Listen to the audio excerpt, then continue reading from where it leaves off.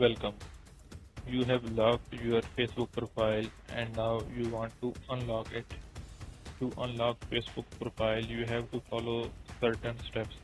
In this tutorial, I will guide you the step-by-step process to unlock your Facebook profile. First of all, click on Facebook application. Make sure you are logged in and also make sure you are using the latest version. Now click on these three horizontal lines. Now click on your profile. Now here you can see that you logged your profile. So now click on it. Now here you can see that the option to unlock. Now click on unlock. Now you can see unlock the profile. Wait for a few seconds. You unlock your profile.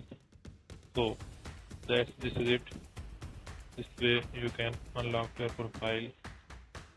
I hope you have liked this video. If you like this video, then click on like button and subscribe my channel, and I will see you in the next video.